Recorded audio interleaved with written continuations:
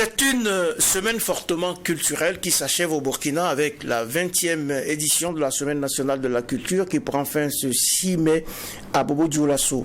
En attendant de savoir qui a remporté quoi dans les compétitions de cet important rendez-vous qui a célébré la diversité culturelle, arrêt ce vendredi dans le prétoire du tribunal de l'actualité sur l'état des lieux sécuritaires de la nation, dressé ce 4 mai par le président de la transition Ibrahim Traoré. Analyse et commentaires avec notre invité du jour, Joachim Vokouma, journaliste, directeur de publication de Cassetto.net. Bonjour Monsieur Vokouma et merci d'honorer notre invitation. Bonjour Président, bonjour juge. Bonjour. Avec moi pour juger cette actualité nationale relative à la situation sécuritaire du Burkina, le juge Geoffroy Vara. Bonjour. Bonjour Président, bonjour auditeurs et téléspectateurs. Bonjour à toutes, bonjour à tous et bienvenue à cette nouvelle audience du tribunal de l'actualité sur True TV, la télé interactive et en simultané sur Watt FM, radio 100% urbaine, ainsi que sur nos plateformes numériques. Et voici pour commencer la séquence avant-propos des juges que je convoque à présent.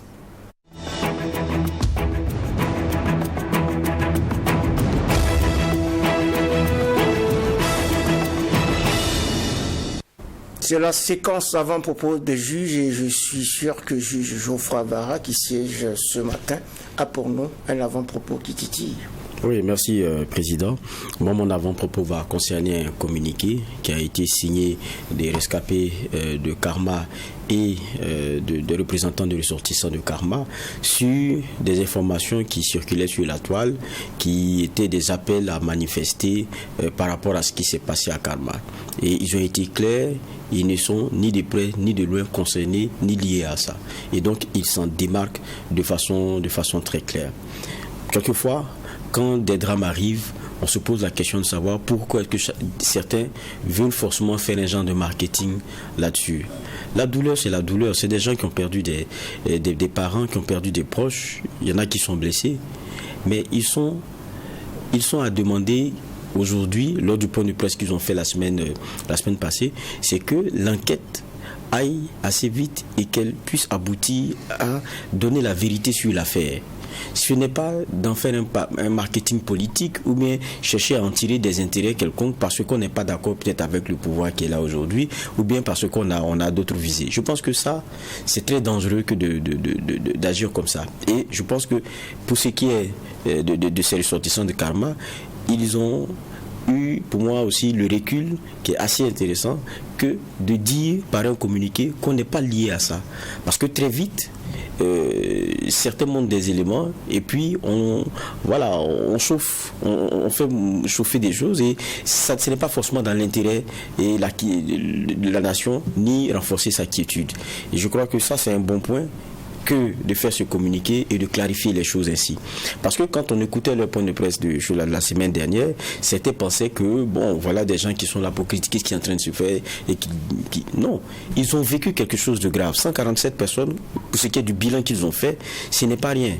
Et c'est normal qu'ils demandent qu'il y ait une vérité qui soit clairement établie dans cette affaire. Qui a fait quoi et pourquoi?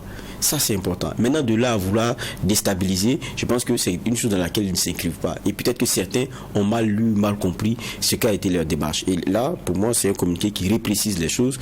C'est de dire, faites votre travail, l'enquête, il faut qu'elle avance. Maintenant, on veut que ça, pour le Burkina, les choses se fassent dans une certaine quiétude.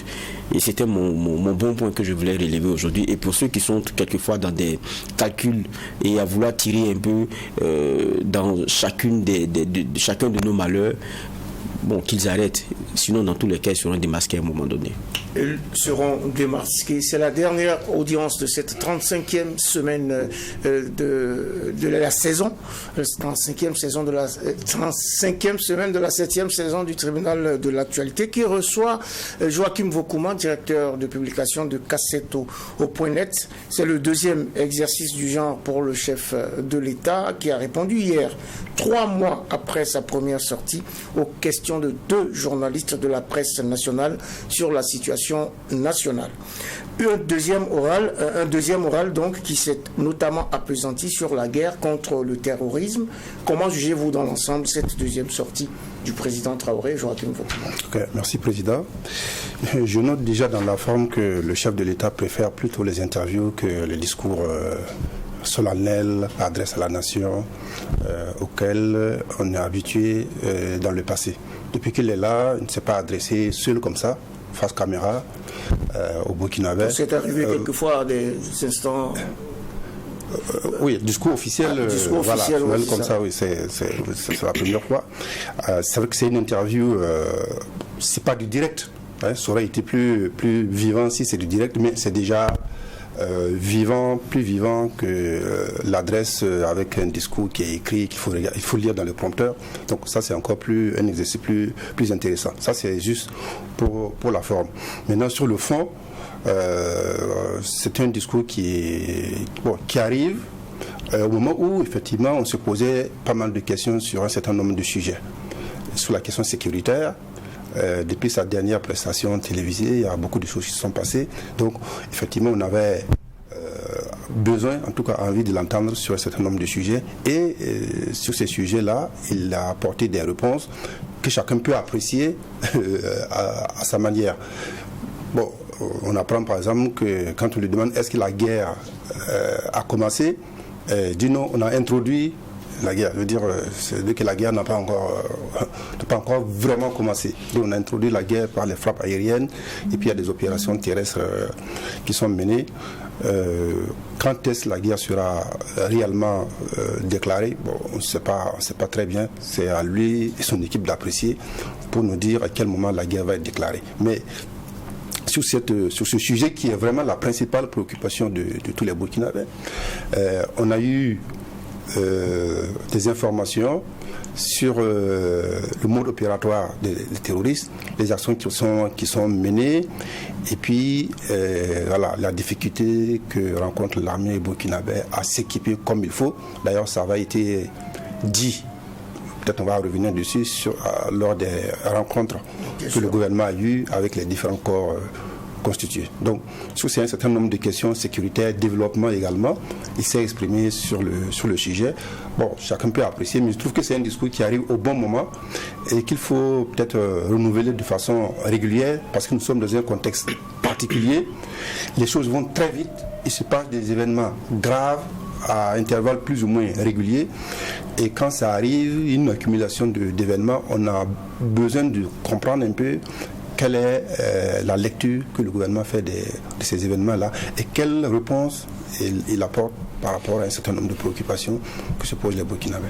Oui, la guerre n'est pas déclarée, mais peut-être la guerre est déclarée. Il dit qu'on est dans l'introduction actuellement, puisque c'est un développement. Il y a l'introduction, le développement et la conclusion. On est donc au début de cette guerre. Il y a encore beaucoup de choses à faire et donc il y aura une intensification de cette offensive, si j'ai bien compris l'esprit du chef de l'État. Juge Geoffroy Vara. Oui, merci Président. C'est la même question, la question de forme. C'est une autre sortie encore du président. À un moment donné, comme le disait tout à l'heure Boukma, où il y a beaucoup de questions que le Burkinabé se pose, mais parce qu'il y a des faits qui sont arrivés très récemment, qui suscitent en tout cas des questionnements logiques. Quand vous voyez Karma, il y a beaucoup d'éléments avec la question des droits de l'homme qui sont cités, d'autant plus qu'on parle de personnes en tenue militaire, donc burkinabé. Il y avait quand même beaucoup d'éléments à donner. Et puis, il y a eu aussi l'autre attaque, on a eu 33 de nos soldats qui sont tombés. C'est dit, quand vous regardez tout ça, en un laps de temps, alors qu'on avait l'impression d'une communication qui nous faisait croire que bon, sur le terrain, en tout cas, on gagne. On est en train d'inverser la tendance et que bon, en tout cas, bon an, mal an, il y a vraiment beaucoup de choses qui sont en train d'être faites. Donc, en même temps, on s'est dit, ok, si c'est nos hommes, par exemple, parlant de Karma, ça veut dire qu'il y a une indiscipline forte et c'est grave. Si c'est pas nos hommes, c'est une vraie claque. Comment est-ce qu'on peut venir encercler un village et puis tuer la centaine de personnes? Ça pose pose un véritable problème. Donc d'une façon ou d'une autre, je pense qu'il y avait une sortie qui devrait se faire. Et quand Karma arrive le 20, regardez, la vraie sortie qu'on a de nos autorités, c'est la SNC. Donc ça, de mon point de vue, il y avait quelque chose aussi à rattraper. Et je pense que dans son discours, dans son échange avec les journalistes, très vite, quand vous voyez la première vingtaine de minutes, c'est un élément qui vient. Et il donne des éléments de réponse sur comment les choses ont fonctionné, pourquoi il était en fait à la SNC, et puis comment, même en étant là-bas, il maîtrisait assez la situation et qu'il n'était pas surpris par un certain nombre d'éléments. Donc, ceux qui étaient dans le discours, par exemple, de dire, mais comment est-ce que depuis on ne parle pas vraiment de Karma, et puis on a l'impression d'avoir un bain de foule à la SNC, ceux qui argumentaient là-dessus, il y a eu un genre de réponse à ça. Donc, je veux dire que la sortie, pour moi, il y a deux éléments forts. Il y a ce qui s'est passé à Karma et nos soldats qui sont tombés récemment, qui, en tout cas, imposaient à un moment donné qu'il y ait quelqu'un qui vienne nous parler. Et je pense que c'est pour ça aussi que c'est un peu un genre de clou pour ce qui est de la communication qui a été mise en branle ces derniers jours ou ces dernières heures. Parce que la plupart des composants de la nation ont été reçus. Il y avait le ministre de la Communication, il y avait le... On va revenir. Mais je continue dans mon argumentaire, vous comprendrez. J'ai dit c'est le clou parce que un peu en avant et en amont, il y a eu le ministre de la Communication, il y avait Bassolman Bazier, ministre d'État de la fonction publique, il y avait la ministre des Droits humains, il y avait le ministre de la Défense. Tout cela était réuni avec aussi ceux qu'on a comme hiérarchie militaire, qui veille sur les... La justice militaire aussi était présente, qui veille aussi sur le théâtre des opérations, qui étaient tous réunis pour donner la situation aux différentes composantes, partis politiques, journalistes, tout le monde a été reçu, jeunes et autres, pour dire voilà la situation dans laquelle on est, voilà sur Karma, parce qu'ils sont revenus sur Karma. Voilà ce qu'il en est, voilà certains éléments. Donc l'échange du président le soir, c'est comme un clou, c'est comme une communication qui avait été bien orchestrée. Moi je pense aussi que c'est une sortie parce qu'il y a eu Karma, il y a eu certains éléments qui demandaient qu'il donne des réponses. En effet, Karma a donc justifié cette série de sorties, ce programme de communication qui n'est pas mal finalement, puisque on a eu ces échanges avec divers corps de la société. On en parlera un peu plus tout à l'heure. Justement, on reste sur Karma et le président Ibrahim Traoré a été très clair. Il faut éviter, a-t-il dit, d'accuser sans savoir ce qui s'est réellement passé. Il faut que les gens évitent de tirer des conclusions hâtives. Il faut laisser les enquêtes suivre leur cours avant d'accuser, et il laisse donc, en tout cas, il fait la leçon de la perfidie à tous pour montrer que effectivement c'est une astuce, ça pourrait être une astuce de l'ennemi pour infiltrer et pour donc faire endosser ce drame de Karma aux forces de défense et de sécurité et aux volontaires pour la défense de la patrie.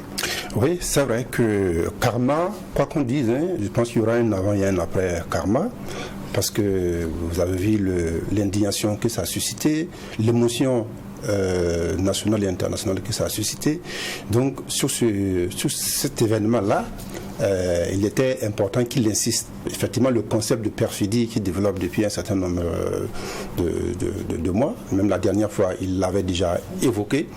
Alors, cette fois-ci, il l'a encore évoqué avec des exemples qu'il a vécu au Mali, où même Barkhane a été victime de cette perfidie-là, où l'ennemi arrive à s'accaparer les tenues, avec même les exécutions. Donc, vous voyez, quand vous avez tous les éléments extérieurs de quelqu'un qui apparemment est un ami, donc vous n'avez pas de doute qu'il vient avec de bonnes intentions. Or, il se trouve que c'est comme le cheval de Troie, il se trouve que c'est un ennemi. Donc, manifestement, c'est la thèse qu'il avance à propos de Karma, en disant effectivement il faut faire attention parce que il a même dit.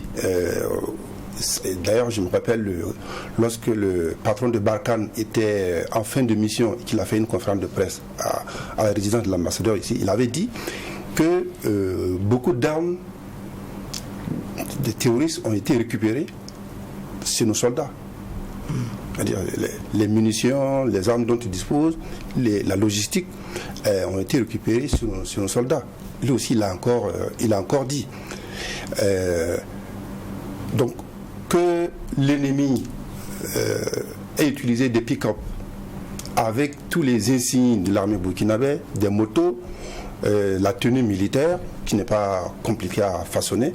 D'autant que cette tenue militaire, il a expliqué, nous ne le fabriquons pas nous-mêmes, cette tenue militaire, voilà, ce qui pose aussi un problème. Ce qui pose un gros problème. Donc, nos fournisseurs peuvent la fabriquer et puis la distribuer à qui il veut. Donc, tous ces éléments-là, effectivement, permettent de soutenir cette thèse de la perfidie.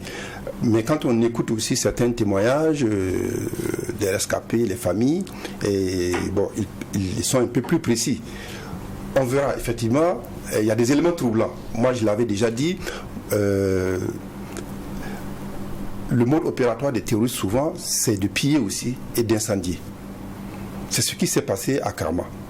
Ce que l'armée ne fait pas. Ne fait pas. Mais là où je suis toujours troublé, c'est comme il a indiqué, si l'ennemi arrive à s'accaparer en grand nombre des tenues militaires, des pick-up, des motos, des blindés, ça veut dire effectivement qu'il y a un gros problème dans notre armée. Il y a un gros problème dans notre armée. Et qu'il puisse venir mener une opération comme ça à 15 km de Ouajouya pendant 6 heures et qu'il n'y ait pas eu de réaction pour contrer cette opération maléfique. D'habitude, on a le communiqué qui dit que l'armée a réagi, a repoussé l'ennemi et qu'il y a des opérations de ratissage qui sont en cours pour faire le point. Cette fois-ci, jusqu'à présent, à l'heure où nous parlons, moi je n'ai pas vu du tout un seul mot du chef de l'état-major général des armées sur ce qui s'est passé. C'est tout ça effectivement qui nous commande que l'enquête soit vraiment approfondie et indépendante et rapide pour qu'on tire au clair cette affaire, parce que l'idée que les soldats burkinabés puissent être l'auteur de ce massacre là, c'est une idée qui est monstrueuse et moi je refuse d'y croire une seule seconde, parce que ça veut dire que voilà, on va perdre totalement la confiance de la population, que l'armée aura échoué dans sa mission de protection de la population, parce que là, qu'est-ce qu'on a appris? La population est sortie pour applaudir ses héros. Elle s'est retrouvée devant ses bourreaux. Donc ça, c'est quelque chose d'extrêmement grave et cette affaire-là doit être clarifiée et je pense que les enquêtes, hier lors de la rencontre avec les médias,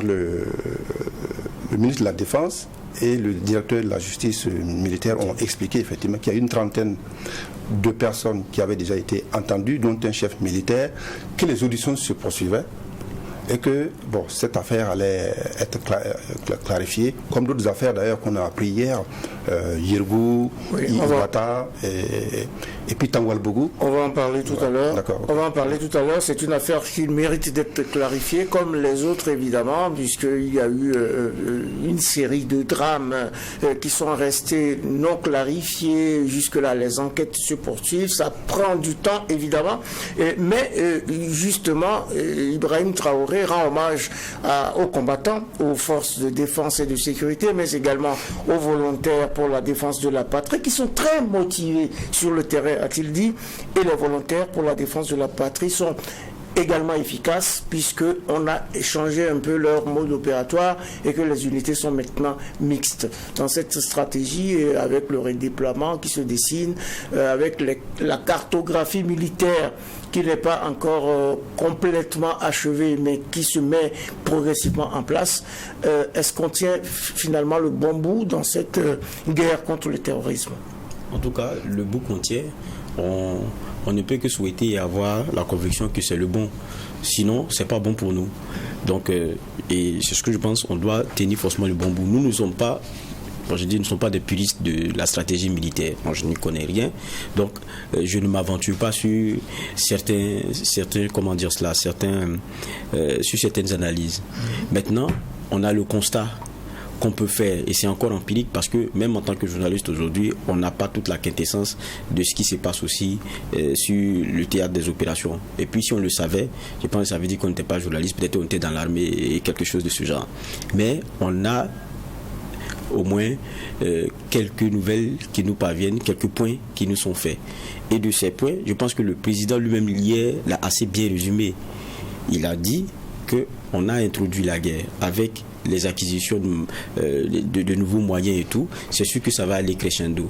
Il dit il y a des victoires, il y a des zones qui ont été, on va dire comme ça, aseptisées, mais seulement ce qu'on ne va pas réinstaller des populations sans prendre un minimum de dispositions. Donc ça veut dire que le fait que, et c'est une réponse aussi à certains qui disent, bon, si c'est vrai qu'on avance, pourquoi est-ce qu'on ne parle pas de localité de réinstallation? C'est une réponse, comme pour dire qu'on ne réinstalle pas pour réinstaller, il faut un process, il faut de la mesure, il faut de la prudence. Mais en même temps, il reconnaît que même si c'est des messieurs qui sont mis dans un inconfort, mais leur capacité de nuisance demeure toujours.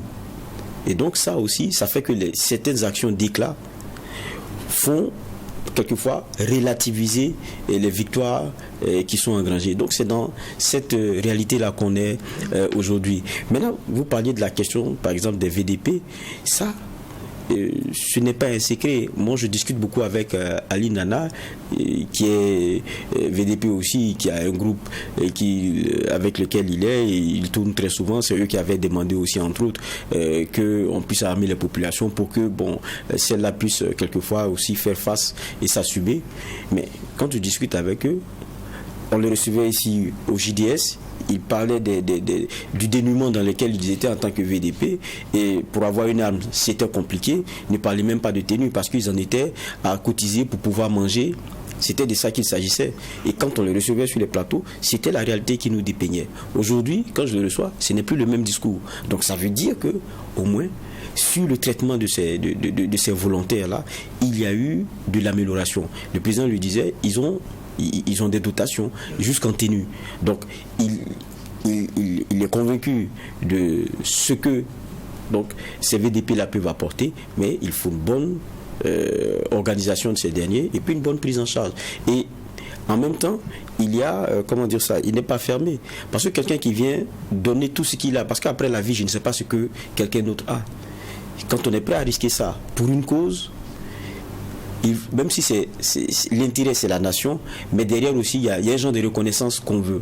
Ça peut être des vocations qui sont en train de naître avec des gens qui se disent que la tenue militaire et le maniement des armes, ils veulent en faire une profession. Il dit mais c'est le vivier sur lequel je compte pour pouvoir construire mon armée.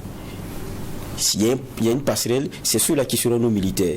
Et en même temps, il y a parce que quand vous écoutez le discours, petit à petit, vous voyez qu'il y a quelque chose de bien, il y a bien une lisibilité. Mais en même temps, vous vous posez la question, ok, mais on connaît notre armée, on vous dira que non, il y a un minimum, il faut avoir tel diplôme, alors qu'on sait que les VDP qu'on a aujourd'hui, c'est pas des gens qui sont pour la plupart allés à l'école. Ils n'attendent pas la question pour dire, mais on a mal pensé notre système depuis. Si les terroristes sont capables, sans avoir fait l'école, de déranger les grands diplômés, pourquoi est-ce que ceux qui ont été enrôlés en tant que VDP ne pourraient pas être intégrés dans notre armée si ils en sont capables? Et ça répond à la question. Donc celui qui est VDP, qui aspire à être militaire, qui veut rester dans notre armée à un moment donné, quand il entend ça, il se dit bon, ça veut dire que je ne vais pas faire le sacrifice d'un an et puis après on va m'oublier. Il y a aussi cette possibilité que je puisse intégrer l'armée et que mon handicap, celui de n'avoir pas fait l'école, n'est pas un handicap. Et que comme on a besoin de mes bras aujourd'hui, mais on a besoin de moi dans cette armée. Donc il y a tout ce discours-là qu'on a entendu hier. Maintenant c'est vrai qu'il y a d'autres éléments aussi sur lesquels il n'a pas forcément voulu s'étaler, parlant du chef de l'État, parce que bon, c'est une question militaire et quand on parle de sécurité, c'est pas tout qu'on dit.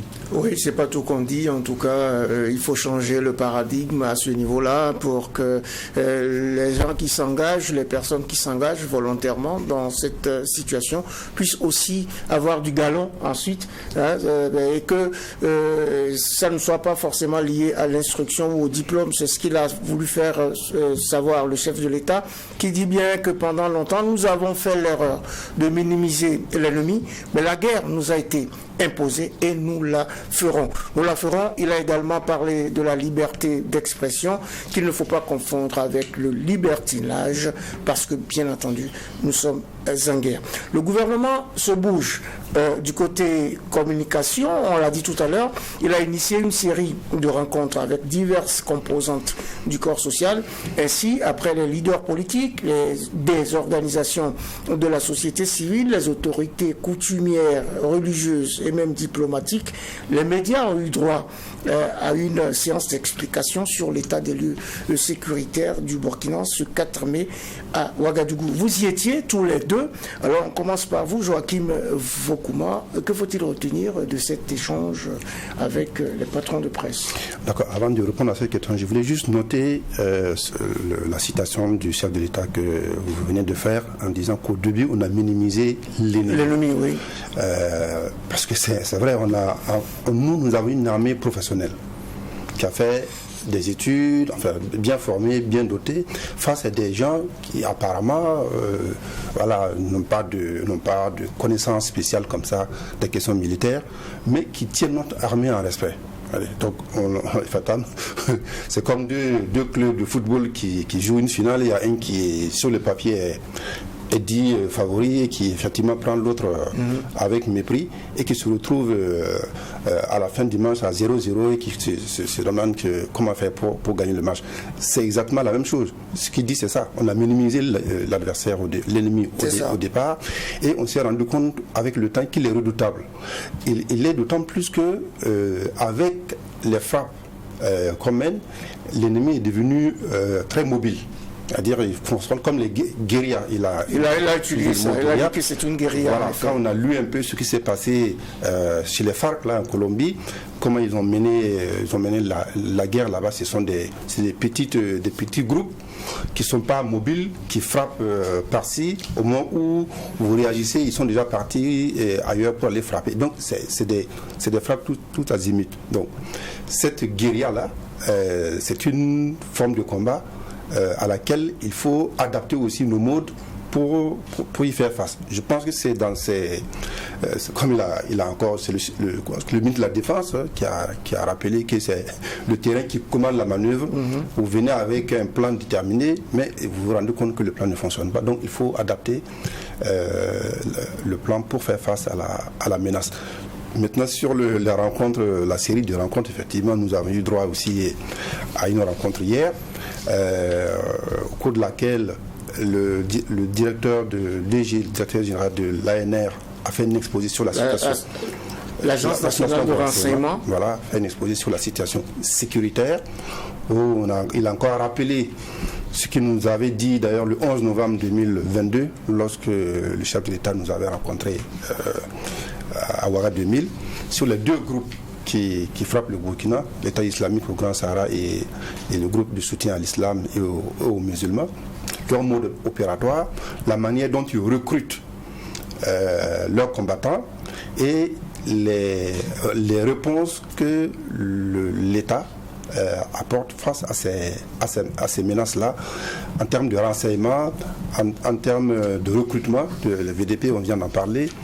En termes d'organisation, on a créé de nouvelles bases militaires, les bataillons d'intervention rapide, les groupes mixtes militaires VDP pour mailler un peu plus le territoire national.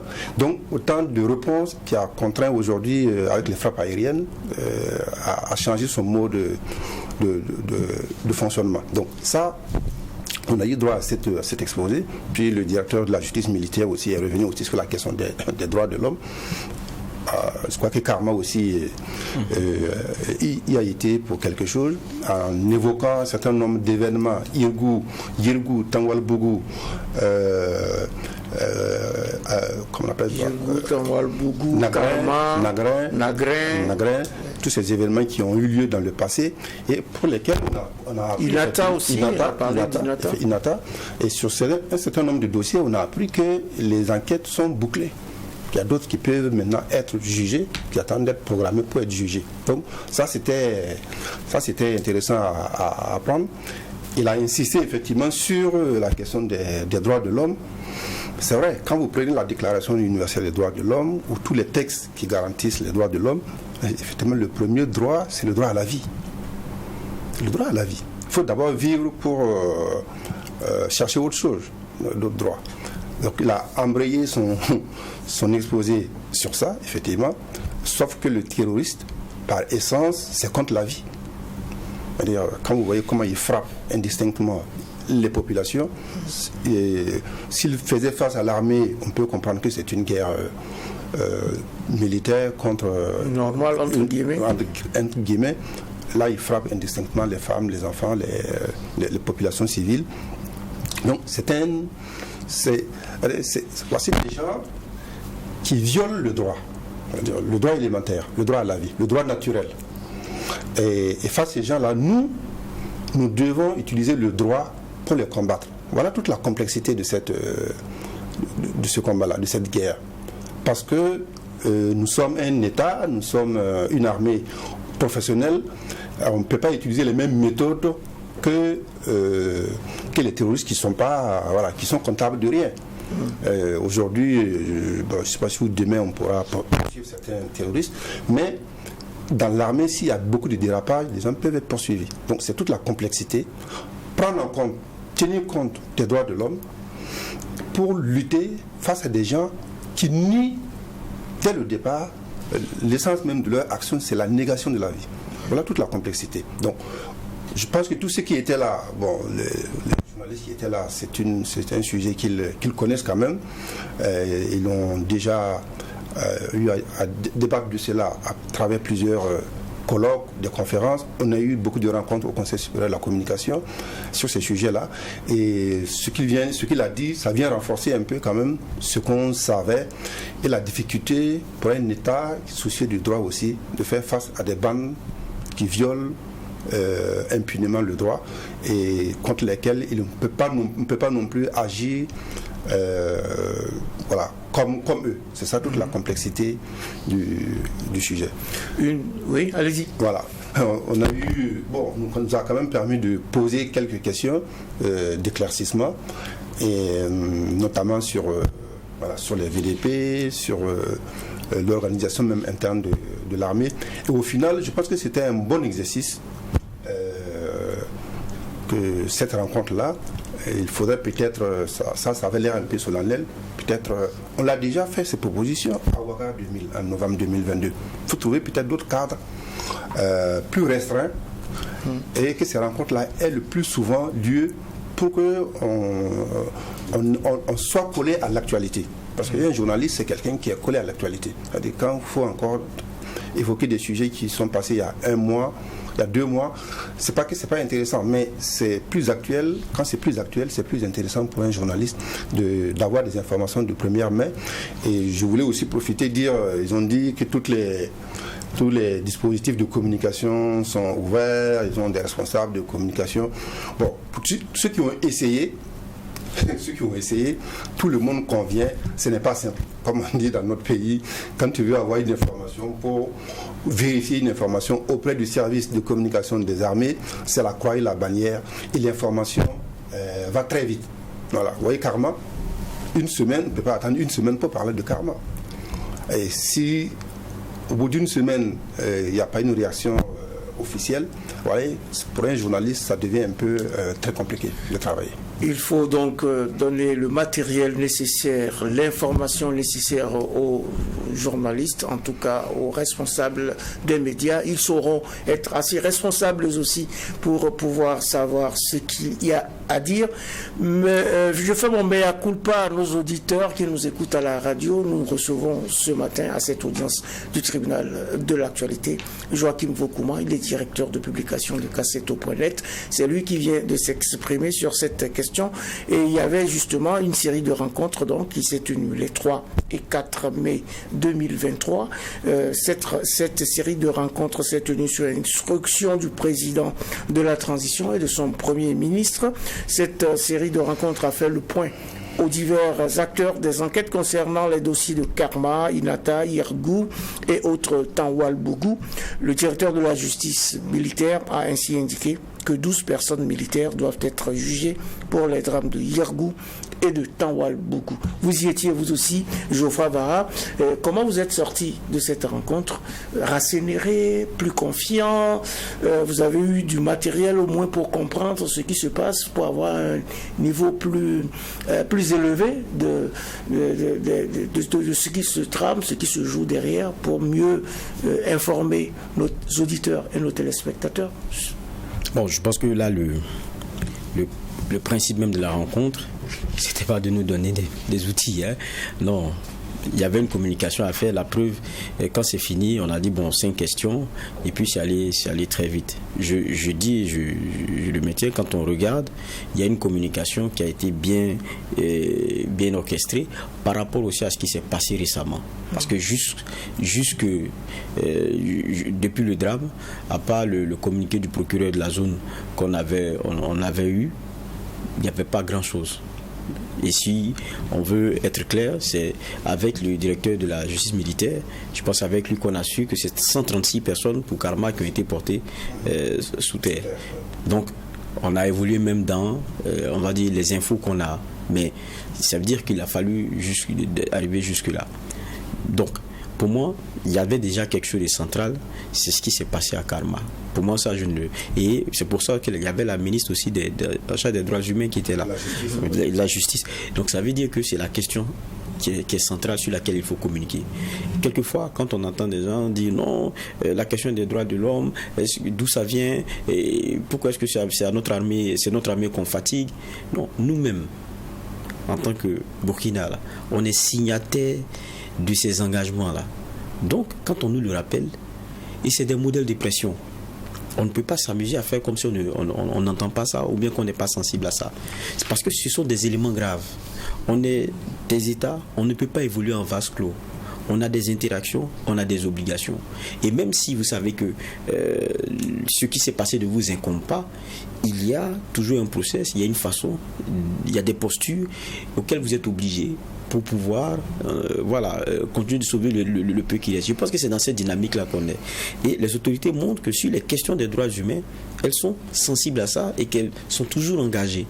Et c'est pour ça qu'on a écouté le directeur de la justice militaire qui nous a parlé par exemple de Karma, des auditions qui sont en train d'être menées. Et il a dit aussi quelque chose d'important, parce qu'on sait qu'en la matière, si on ne veut pas qu'il y ait la vérité, il suffit de ne pas donner les moyens puis donner les hommes pour faire l'enquête. Il dit, je pense qu'il a parlé d'une commission ou quoi qui a été mise en place, il y a eu des recommandations qui ont été faites. Et sur le plan humain et en moyen, des efforts sont faits pour que l'enquête puisse aller vite. Ça, par exemple, c'est des éléments qui sont intéressants. Ça veut dire que l'État aussi veut voir clair dans ce qui s'est passé à Karma, parce qu'on sait qu'une armée ne peut pas aller travailler comme dans une bulle. Il faut une bonne interaction avec les populations, il faut une confiance. Et ce qui s'est passé à Karma, si c'est une manœuvre, on sait que le but, c'est de casser et briser la confiance qui est en train de se tisser et qui est très forte entre notre armée et notamment les populations. Donc, vous comprenez, c'est pour ça la seule phrase, ils sont sortis contents parce qu'ils voyaient l'armée venir les protéger et que, en fait, c'est ceux-là qui les ont descendus. Ça veut dire en termes de symbole. Donc, s'ils sortent et qu'ils sont contents, c'est parce qu'il y a des Burkinabés qui de plus en plus ont confiance en cette armée-là, qui a commencé à se positionner en sauveur. Donc ça, il ne faut pas casser. S'il y a un problème, c'est de l'intérêt de tout le monde qu'on sache vraiment qui a fait quoi à Karma. Et si c'est dit de façon très claire, on va passer à autre chose et ça sera tranquille. Et je pense que la communication, tout ce qu'on est en train de voir, c'est parce que ce drame-là, il est très, très important. Et il faut savoir le dénouer. Maintenant, sur d'autres éléments, parce qu'on a eu à donner il savait que la question viendrait, c'est bien dit, on va ouvrir une enquête, on est habitué. C'est pour ça qu'on nous a fait le point, par exemple, de Yirgou, pour dire que l'instruction, elle est close.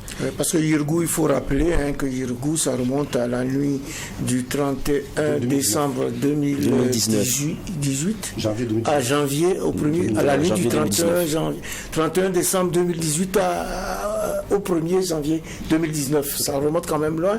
Et donc, évidemment, Karma est un peu de déclencheur de quelque chose pour qu'on jette la lumière sur tous ces dossiers, Yirgou, Tanwal-Bougou, Inata, etc.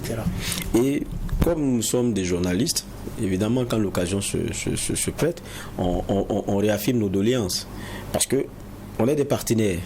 C'est vrai qu'aujourd'hui, bon, on ne sait pas pourquoi, mais il y a beaucoup qui voient d'un mauvais œil le travail que nous faisons.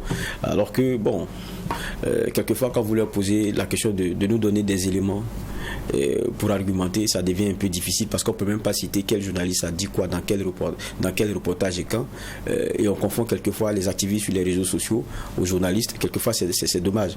Et on leur a dit, quelquefois, le problème, c'est la matière. Comme le disait Vokouma tout à l'heure, un drame se passe 3, 4, 5, 6 jours. Vous allez appeler, vous ne savez même pas quoi dire à des téléspectateurs et à des auditeurs qui s'en vont s'abreuver sur les réseaux sociaux d'informations avec des chiffres qui ne répondent à rien. Maintenant, quand vous voulez avoir au moins la rigueur de la démarche pour pouvoir donner un minimum d'informations vraies et vérifiables à vos auditeurs, pour les enlever dans ce flou de fake news là, ça devient difficile en termes de travail pour les journalistes que nous sommes. Et on leur a posé ce problème là. Et on a pris l'exemple de Karma. C'est vrai qu'on nous a dit que la sortie du procureur, déjà il faut comprendre, et que voilà, c'est un genre de communication, mais même ça, c'était quoi, le drame c'était le 20, la sortie c'était le 23, évoquant un échange du 21. Bon, et la sortie du ministre de la Communication, c'est jusqu'à une semaine après. Et donc, ce sont des éléments, en tout cas, on s'est dit certaines vérités, on leur a partagé en tout cas nos préoccupations là-dessus. Et puis il y a aussi, quoi qu'on dise aussi, faut pas oublier le ministre Bassolman Bazier, qui a, comme on lui connaît, quelquefois ces sorties-là, qui a eu le propos direct sur certaines questions. Me rappeler que, bon, est-ce qu'on ne devrait pas faire appel à nos ancêtres et à ce que nous avons dans notre fonds africain là, pour pouvoir continuer la lutte, et que quand il a reçu même comme on appelle les coutumiers, il leur a dit, bon, on ne comprend pas. Quand vous égorgez vos poulets, là, le sang, là, vous mettez où? Parce qu'on a besoin, dans cette lutte-là aussi, de cet accompagnement. En tout cas, nous le rappelons aussi, pour nous les journalistes, il y a forcément aussi quelque chose qu'on peut faire et qu'on peut travailler en symbiose. Mais il y a un élément, par exemple, c'était le ministre de la Défense, qui se plaignait de ce que, bon, dans le cadre de cette coopération-là, certaines formations auxquels ils avaient droit et ont été suspendus. Ah, mais ça, on n'a pas aussi aller du dos de la cuillère. Nous, ça nous surprend que ça les surprenne. Parce que quand vous prenez une posture, c'est sûr que c'est des éléments auxquels vous n'allez pas échapper. Peut-être même que dans la réciprocité, nous-mêmes on ne serait pas surpris de savoir que certains de nos militaires qui étaient en formation ailleurs soient rentrés. Ça, c'est des éléments de réciprocité qui devraient arriver. Donc, la question a été posée, mais pourquoi est-ce que ça vous surprend? Est-ce que vous n'aviez pas anticipé? Je pense que c'est vous qui l'avez posé. Oui, Joachim Vokouma. Parce que c'est intéressant de ce qu'ils ont dit. Ils nous ont dit, comme ils l'avaient dit la veille avec les OSC, et Bassolman Bazier, le ministre d'État de la fonction publique, a rappelé que, par exemple, on achète l'arme avec un pays A, on doit prendre on a payé l'avion avec un pays A, on doit payer les armes avec un pays B et la caméra avec un pays C. Voilà. Bon, il se trouve que le pays A, il bloque, ou le pays C, il refuse de donner. Bon. C'est ça la solidarité occidentale. C'est ça, c'est quelque chose qu'on n'a pas pris en compte. C'est ça la solidarité occidentale. Avant de venir, j'ai lu une information selon laquelle l'Union européenne a suspendu une aide de près de 10 millions d'euros qu'il devait accorder au Tchad. Parce que vous savez que le Tchad a expulsé l'ambassadeur d'Allemagne et l'Allemagne aussi a expulsé l'ambassadeur du Tchad à Berlin. Mais ça, depuis que cette guerre a commencé, on l'a toujours dit ici à plusieurs reprises, il n'y a pas une solidarité africaine. Elle n'existe pas. Elle n'existe pas. Et quand il dit ça, moi, effectivement, bon, ça fait un peu sourire. Il n'y a pas de quoi être surpris par ça. Il y a une solidarité qui se manifeste. On l'a vu en Ukraine. Lorsque par milliers ou des millions d'euros ont été déversés pour soutenir l'armée ukrainienne face à la Russie, au nom de la solidarité occidentale, bon, nous, on devait aussi constater cette solidarité-là au niveau africain, ce qu'on n'a pas vu. Malheureusement, comme elle a dit, en prenant une posture, en prenant des décisions on devait s'attendre effectivement à des mesures de représailles. Ça, c'est une évidence. C'est comme si on avait été surpris. Bon, on m'a dit qu'on n'était pas surpris, que parce qu'on a diversifié les partenariats, ça nous permet de tenir le coup. Il y a la Corée du Nord, il y a la Russie. Bon, et grâce à eux, le chef d'État même nous a dit hier qu'on utilise les armes lourdes que la Corée du Nord nous avait déjà données. Donc, si ces deux partenaires-là permettent de combler le vide que le départ des autres a provoqué, tant mieux pour nous. Mais bon, on constate qu'on a des armes qui doivent être équipées, des avions qui doivent être équipés d'armes et de caméras et qui ne sont pas arrivés. Et le ministre d'État de la fonction publique avait vraiment un gros sur le cœur. Mais c'est dans l'ordre, c'est dans la géopolitique normale des choses. Et si aussi, dans l'histoire, on n'a pas tiré les leçons de ce qui s'est passé dans nos rapports avec l'Occident depuis des siècles, et que des événements comme ça aussi nous semblent nous surprendre, bon, c'est qu'on ne sait pas lire l'histoire. Je voulais juste ajouter une chose. On lui a posé la question hier lors de l'interview là, sur le génocide. Sur le terme génocide, et puis il y a aussi cette affaire de coalition internationale contre le Burkina. Voilà, c'est de ça on a parlé tout à l'heure. Il a évoqué lors de l'interview. Hier aussi, je crois que ça a été évoqué en filigrane. C'est important de clarifier cela pour que l'opinion ne soit pas trompée sur ce qui se passe dans notre pays. Je l'ai déjà dit ailleurs, le génocide, là, c'est un projet politique d'abord, dont l'objectif est d'exterminer un groupe social bien précis. Et pour cela, au moyen d'études ou de recherches pseudo-scientifiques, on attribue à ce groupe social-là des qualités irrémédiables. Avec ces gens, on ne peut rien faire. Il faut seulement les exterminer. Et on met en place une politique, les moyens logistiques, humains, pour les exterminer jusqu'à la racine, avec aucune chance que rien ne pousse encore. C'est ça le concept de génocide. Est-ce que quelqu'un a déjà entendu dans notre pays un document qui fait référence à un groupe social donné, le traitant essentiellement négatif? Je n'en ai pas vu, je n'ai pas entendu. Est-ce que quelqu'un dans notre pays a l'équivalent de Radomir Colline, un média ici? Je n'ai pas entendu ça. Donc, le concept de génocide, effectivement, que le président de la commission de la CEDEAO, non, le président de la CEDEAO, on existe la CEDEAO, puis la commission de la CEDEAO, c'est ça qui est grave dans cette affaire. On aurait pu penser que c'est un dérapage du président en exercice de la CEDEAO. Mais là, la commission de la CEDEAO a repris le concept de génocide dans son communiqué. Donc c'est comme si l'institution, dans toutes ses représentations, validait le concept de génocide qui serait appliqué au Burkina. Ce n'est pas exact. Dans toutes les régions où il y a eu des victimes, je n'ai pas d'informations précises qui indiquent que c'est un groupe social qui a été ciblé, où les femmes, les enfants, les vieillards, les femmes, les enfants ont tous été exterminés, et dans l'objectif de tout nettoyer sans que rien ne pousse encore. Donc il faut qu'on fasse attention à ces concepts-là.